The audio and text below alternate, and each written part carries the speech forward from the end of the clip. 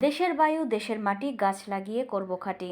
এই প্রতিপাদ্যে রূপগঞ্জ থানা কায়েতপাড়া ইউনিয়ন পরিষদের ৯ নং ওয়ার্ড চনপাড়ায় শীতলক্ষা ফাউন্ডেশন সংগঠনের উদ্যোগে চনপাড়ার বিভিন্ন স্কুলের ছাত্রছাত্রীদের মাঝে গাছের চারা বিতরণ করা হয়েছে। নারায়ণগঞ্জের জেলা প্রতিনিধি শরীফ চৌধুরী জানান, শীতলক্ষা ফাউন্ডেশন হচ্ছে একটি স্বেচ্ছাসেবী সংগঠন।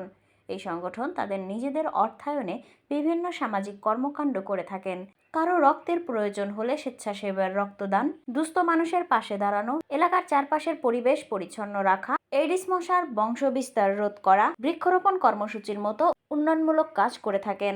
উক্ত বৃক্ষরোপণ কর্মসূচি 2025-এ সভাপতিত্ব করেন মোহাম্মদ জাহাঙ্গীর আলম, সভাপতি শীতলক্ষা ফাউন্ডেশন। বক্তব্য রাখেন সাধারণ সম্পাদক মামুন মাহমুদ। উক্ত বৃক্ষরোপণ অনুষ্ঠানে উপস্থিত ছিলেন স্কুলের শিক্ষকবৃন্দ ও শীতলক্ষা ফাউন্ডেশনের 60 জন সদস্য।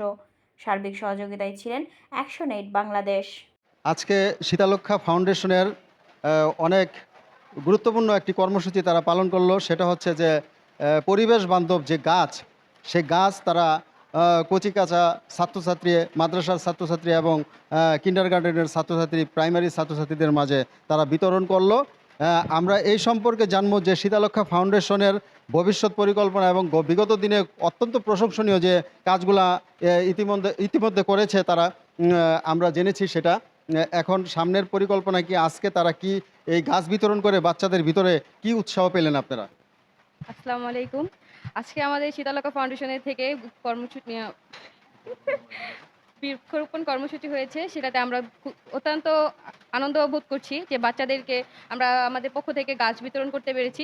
আমাদের ভবিষ্যতে আরও অনেক বড় পরিকল্পনা আছে।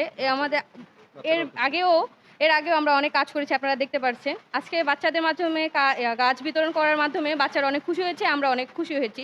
আমাদের জন্য দোয়া করবেন যাতে আমরা সামনে আরও বড় বড় কাজ করতে পারি সমাজের জন্য। আমরা জানেন যে আমাদের শীতলক্ষা ফাউন্ডেশন সমাজের কাজ করে থাকে। এটা আমাদের নিজেদের থেকে করা, এটা আমরা কার থেকে কোনো কিছু করি না, আমাদের নিজের অর্থ দিয়ে আমরা কাজ করি। তো আমাদের জন্য দোয়া করবেন যাতে আমরা ভবিষ্যতে আরও বড় বড় কাজ করতে পারি। ধন্যবাদ। আসলে শীতলক্ষা ফাউন্ডেশনের সভাপতি জাহাঙ্গীর আলম, আমরা দেখতে পাচ্ছি যে সেক্রেটারি সাহেবও আছেন এখানে, তারা যারা সদস্য আছেন তারা, আপনারা বিগত দিনে যে শীতলক্ষা ফাউন্ডেশনের মানুষ, অসুস্থ রোগী যারা রক্তের প্রয়োজন হয়, যেটা অত্যন্ত একটা মুমূর্ষু রোগীকেও তারা রক্তের মাধ্যমে বাঁচানোর মালিক আল্লাহ, কিন্তু তারা নিজেরা এই রক্ত দিয়ে তারা সহযোগিতা করে থাকেন। তারা যেখানেই অসহায় মানুষের বিপদ হয় আপনারা যে যান, মানুষের কি ভালোবাসা এবং দোয়া আপনারা কি পরিমাণ পান? ধন্যবাদ আপনাকে।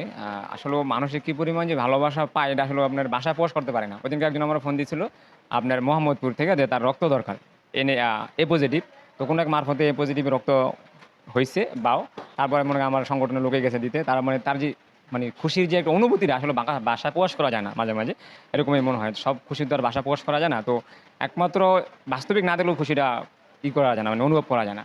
আর সেকেন্ড হয়েছে যে আমরা এরকম আপনাদের সার্বিক সহযোগিতা যদি পাই, সামনের থেকে আমরা আরও বড় বড় কাজ করতে চাই। যেমন আমরা গতবার মেডিকেল ক্যাম্প করছি, এবার বৃক্ষরোপণ কর্মসূচি করছি, সামনে আমরা আরও মেডিকেল ক্যাম্প করবো আশা করি। ইনশাল্লাহ আপনারা যদি সার্বিক সহযোগিতা করেন আমরা কাজগুলো সামনে দেখব। এখন সেক্রেটারি সাহেবের কাছে জানবো যে আসলে সামনে এই শীতলক্ষা ফাউন্ডেশন কতদূর নিয়ে যাওয়ার পরিকল্পনা আছে? আসসালামু আলাইকুম।